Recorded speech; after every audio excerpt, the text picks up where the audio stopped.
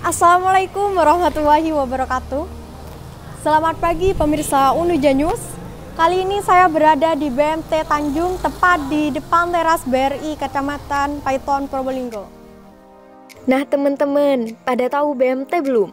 Jadi BMT itu kepanjangan dari Baitul Mal wa Tamwil, di mana BMT ini adalah salah satu unit koperasi syariah Tanjung yang merupakan bagian dari lembaga keuangan non-bank yang bertujuan untuk membantu masyarakat menyimpan uang dengan aman dan memberi pinjaman sesuai prinsip syariah. Untuk meniadakan unsur riba, BMT menggunakan prinsip-prinsip syariah mengacu pada ketentuan-ketentuan Al-Quran dan hadis. BMT Tanjung ini pertama kali didirikan atas desakan mahasiswa Prodi Ekonomi Syariah yang menginginkan adanya laboratorium keuangan syariah untuk mengembangkan kompetensi lulusan Prodi Ekonomi Syariah. Saat itu, Rektor memberikan izin kepada Fakultas Syariah Institut Agama Islam Nurul Jadid untuk mendirikan laboratorium keuangan syariah dan diberi nama BMT Tanjung yang dilaunching pada tanggal 15 Februari 2016. BMT ini memberikan pelayanan penghimpunan dana dengan akad wadiah, titipan, penyaluran dana melalui akad murabahah, jual beli, dan ron gadai. Yuk kita coba wawancara pihak BMT untuk mengenal lebih jauh bagaimana prosesnya dan apa yang membedakan BMT dengan bank lainnya. Sejarah BMT ini sebenarnya dari keinginan mahasiswa ekonomi syariah di tahun 2015 untuk dijadikan sebuah lab. Jadi awal mula memang keinginan mahasiswa itu bagaimana sekiranya mereka melakukan praktek yang benar-benar real dilakukan. Sehingga pada saat itu dekan Fakultas Syariah Institut Agama Islam Nurul Jadid mengajukan izin ke rektor pada saat itu bagaimana sekiranya di Fakultas Syariah ini mendirikan lab keuangan.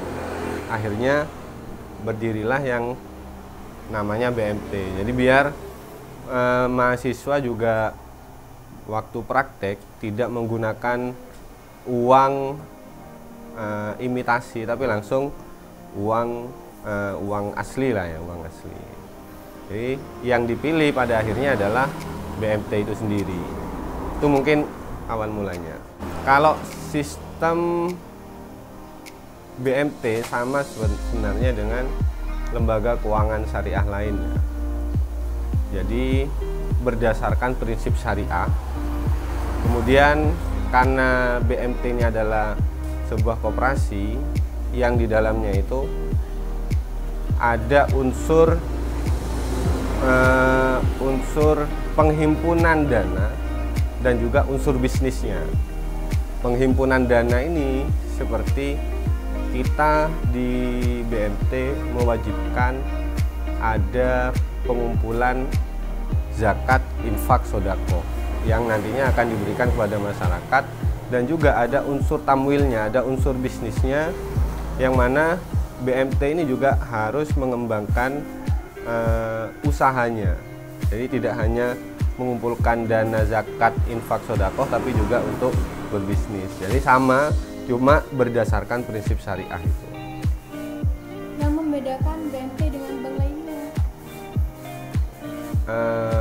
BMT ini kan koperasi ya, jadi kalau mau dibedakan dengan koperasi lainnya, yang BMT ini memang semuanya berlandaskan syariah atau berprinsip syariah. Jadi produk dan akad-akadnya itu semua berdasarkan syariah, tidak menggunakan sistem bunga. Kalau yang di koperasi pada umumnya yang tidak berlabel syariah, mereka masih menerapkan bunga. Sedangkan kita murni bagaimana dalam transaksi keuangannya itu tetap menggunakan akad-akad yang syariah. Jadi antara nasabah dengan BMT di situ melakukan akad terlebih dahulu di awal yang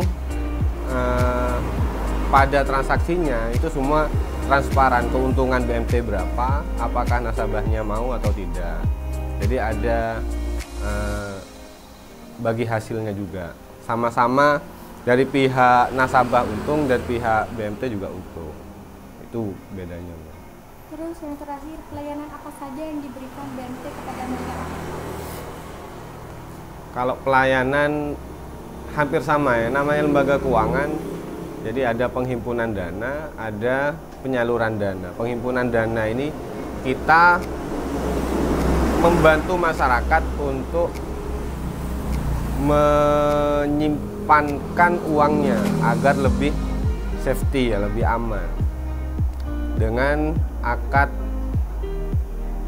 wadiah, jadi titipan. Wadiah ini ada nasabah yang menitipkan uang di sini, kita sesuai dengan akadnya hanya titipan, maka kita ya harus menjaga, tidak boleh uang ini digunakan untuk hal-hal lain, untuk pengembangan bisnis lain tanpa ada persetujuan dari pihak nasabah. Itu yang pertama ya, titipan. Kemudian penyaluran dana. Penyaluran dana ini BMT juga ingin membantu masyarakat yang membutuhkan pinjaman-pinjaman tapi berdasarkan syariah. Salah satu contohnya ada warga atau nasabah yang ingin membuka usaha tapi kekurangan modal. Oleh pihak BMT kita sediakan modal dengan prinsip mudharabah atau musyarakah. Di situ bagi hasil keuntungan pada saat nasabah melakukan usaha, kemudian keuntungan berapa yang didapatkan nasabah, di situ nanti yang akan dibagi hasil antara nasabah dan juga pihak BMT. Tuh. Kalau karyawan itu murni kita ambilkan dari lulusan mahasiswa Unuja ya. Atau kalau dulu waktu masih IAI kita memang memanfaatkan mahasiswa karena sebenarnya BMT ini memang produknya fakultas saat itu. Jadi kita memaksimalkan potensi di dalam kampus itu sendiri, karena ada prodi ekonomi syariah saat itu.